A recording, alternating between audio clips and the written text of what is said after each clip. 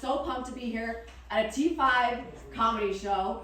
I like terminals now because I got TSA pre-check, which I'm very excited about because I don't want to take off my shoes for anyone but the masjid. And I think the only requirement to getting TSA pre-check is proving you're not a terrorist. And I did it! So it's very, very exciting. You can clap for that. I thought the vetting process was going to be a little more challenging, but you just have to give a few documents. And they just saw my parents' passport, and they saw my parents are from Lahore, Palestine. And they gave it to me right away. If you don't know where that is, it's next to Karachi, Palestine. Yeah. And I got a show of hands. Who here has TSA pre-check? Woo! Okay, amazing. Who here does not? Bunch of terrorists. I don't know. There's no reason you should not have TSA pre-check, okay? I'm excited that we are fundraising for Palestine right now. And for the shadow band, that is fundraising for P at symbol L3STYN5. They have us literally writing messages like the Riddler from Batman. Who's an actual terrorist, so if I wasn't one before, I think I'm becoming one. Just kidding, I would never put my TSA pre-check.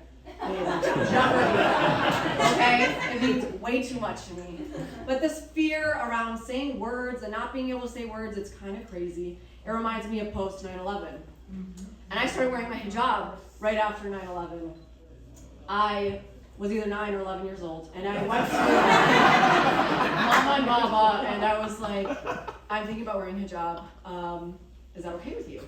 And they said, absolutely not. It's really dangerous. And in true Hiba'S fashion, I didn't listen to them, and I just started wearing it.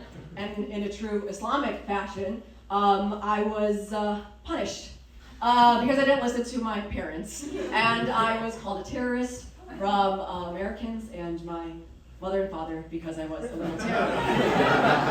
It was really, really bad. It was sad, actually, because I couldn't get TSA pre-check. Yeah. But, I mean, honestly, it's really frustrating to me to hear about people being called terrorists, a whole group of people. It's a really triggering word. I obviously didn't like it growing up, and you can't just throw it around, you know? You can't just vilify a whole group of people. I want to know if any of you have grown up and heard someone that you love being called a terrorist, or if you were called a terrorist. You could raise your hands. Yep. And look around the room, there are so many people.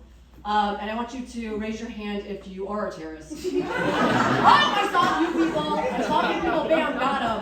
And this is exactly why I'm so mad at the IDF, because they think it's like you need to bomb an entire region to figure out who terrorists are. I just found one right there. They really volunteer themselves.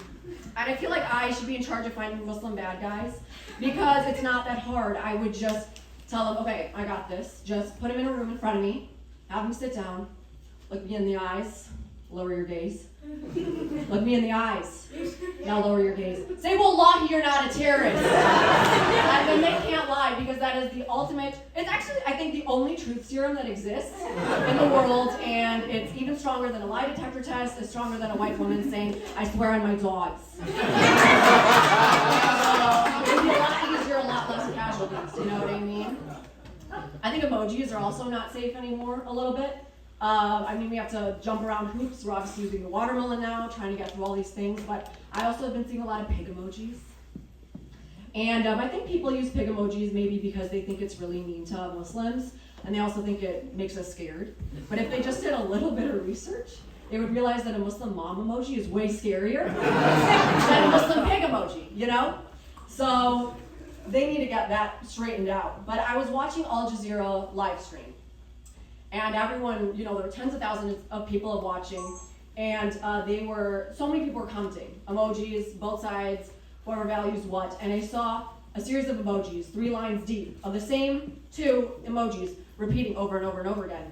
It was the pig emoji, Israeli flag, pig emoji, Israeli flag, pig emoji, Israeli flag, and I thought, do I like this comment? Because it could be one of 2 things. It could mean that they think all Israelis are pigs, or they're putting 2 emojis in our faces that might hurt our feelings. Pigs for Israel. So I want to take a poll, because I was really curious. If you saw all of that in a row, what would you think? Raise your hands if you think it's pigs for Israel. And that means, you know, people who support Israel. Thank you for laughing. Thank you so much. He got it. Also, none of you think that. Okay, who do you think it means Israelis are pigs?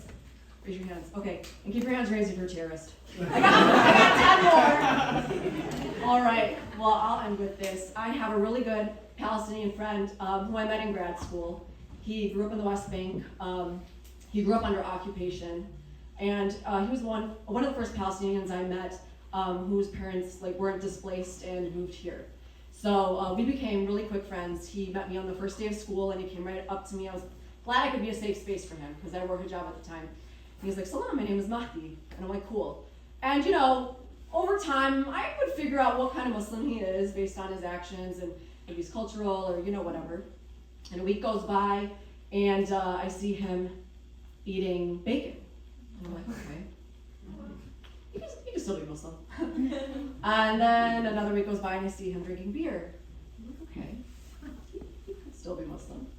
And then some time goes by and he opens up to me and he says he's gay. And I say, he could still be Muslim. And then I just had to ask him, I'm like, you know, Mahdi, I'm sorry if this is a personal question, but I have to ask, are you Muslim? And he's like, "Oh no, I'm a Palestinian Christian." And I thought, wow, Palestinian Christian. He could still be Muslim. Yeah. Well, he was the first Palestinian Christian I met, and thankfully not the last. And so when people are saying, "Oh, this is rooted in religion," I'm like, no. This is rooted in humanity, and equality, and justice. Just look at my friend Mahdi, right? He's Palestinian, he's Christian, he's gay, and he has Tuesday pre-check!